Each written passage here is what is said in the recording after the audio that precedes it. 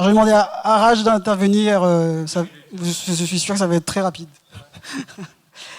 Je voulais que Raj peut nous parler un peu de cet axe de collaboration qu'on peut avoir entre le club ici à Maurice et sur le niveau régional, international. Qu'est-ce qu'on peut faire et qu'est-ce qu'on peut vous proposer en tant que professionnel sur cette dimension-là. Alors, je ne sais pas si on... Merci, c'est parfait. Voilà. Alors, merci Michael. Très rapidement... Garde bien le micro.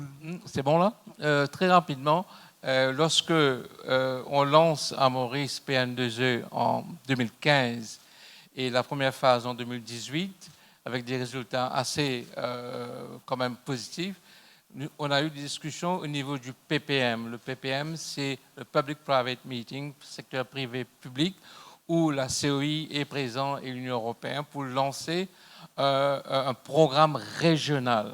Et d'où, en août 2017, on lance le projet régional efficacité énergétique avec Madagascar, les Comores, Seychelles, et aussi il y a un composant d'un projet PME sur Maurice. Alors, l'essentiel, c'est essayer d'avoir dans chaque pays une approche, un process qu'on avait fait à Maurice. C'est-à-dire avoir un comité de pilotage privé, national. À Madagascar, SIM qui a joué le rôle. Seychelles, c'était la Seychelles Energy Commission. Et Comores, il y avait aussi les instances du privé de Comores. Alors, on a fait le comité de pilotage à Madagascar, comme vous voyez en 2017. Et on a lancé la cartographie, une cartographie qui a été terminée. Et aujourd'hui, on travaille sur un projet pilote. Un projet pilote comme on avait fait à Maurice. En même temps, il faut contextualiser le PN2E et non pas faire ce qu'on a fait à Maurice parce que le contexte dans chaque pays est différent. Au niveau des Seychelles, il y avait déjà une cartographie qui a été faite en 2016. On lance le comité de pilotage en 2017 et à partir de l'expérience qu'on a eue à Maurice, on a identifié un projet sur le froid, un projet pilote et à travers PR2E, on a pu trouver des moyens pour financer ce projet pilote sur le froid qui a été lancé il y a à peu près 2 semaines et qu'on va terminer en août, fin juillet probablement. Et qu'à partir de là, le comité PPM séchellois va identifier d'autres projets pour travailler. Au niveau des Comores, Bruno Chrétien, qui est l'expert qui a terminé la cartographie, Michael et moi-même, le 3 juillet, il y a un comité de pilotage au niveau des Comores pour restituer, identifier un projet pilote et, allons dire aussi, encourager au niveau du PPM comorien de travailler sur d'autres projets. Je crois que l'essentiel pour nous, c'est de créer à partir du modèle PN2E toute une dynamique. Je vois par exemple notre ami Vincent, qui a été lui-même un des parrains du projet le projet PN2E à Maurice, avec AMM. Lorsqu'il était président de AMM, on a pu avoir Michael. On a créé une synergie. Ce qu'on voudrait à travers PR2E, créer une synergie au niveau du bassin océan Indien. Et c'est ça qui serait intéressant. Le modèle qui vient d'expliquer sur la formation, il y a 26 étudiants pour les masters avec des entreprises. Imaginons maintenant, bon, là peut-être il y a quelque chose à faire. Alors il y a une dimension efficacité énergétique, une dimension production énergie renouvelable, une dimension d'éducation, une dimension que les entreprises quand même se mobilisent.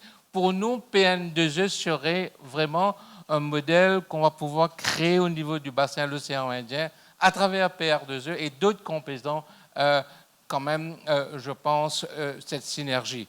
On a mis quelques chiffres pour vous en termes de nombre de grands consommateurs, en termes de factures énergétiques, en termes de potentiel des gains, les gains financiers et investissements aussi. Parce qu'on va pouvoir créer chaque pays, chaque île au niveau du bassin océan Indien, on est trop petit. Mais il faut une masse critique de la connaissance, une masse critique allons dire, des entreprises qui sont engagées, une masse critique sur la formation.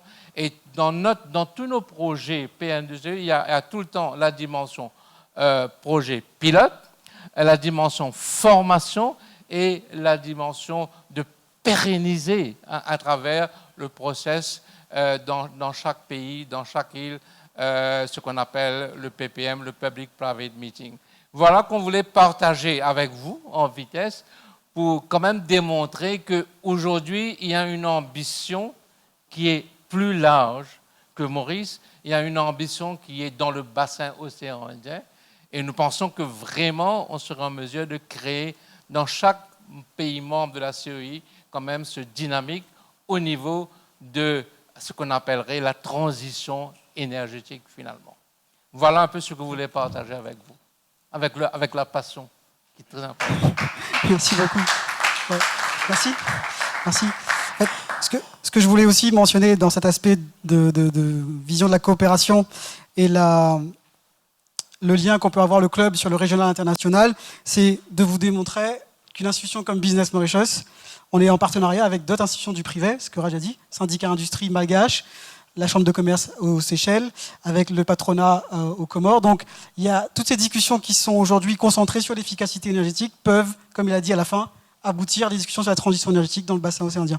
C'est pour que vous ayez ça à l'esprit. On pourrait peut-être reprendre une thématique plus précise à terme. Et puis, quand on monte des chiffres d'investissement, des chiffres de potentiel d'économie aujourd'hui, c'est assez facile d'aller convaincre un bailleur comme l'Union européenne, l'AFD ou autre, d'accorder du financement à ces pays et de faire en sorte que des audits énergétiques ou des études plus poussées et détaillées soient menées, là où l'expertise régionale peut être mobilisée.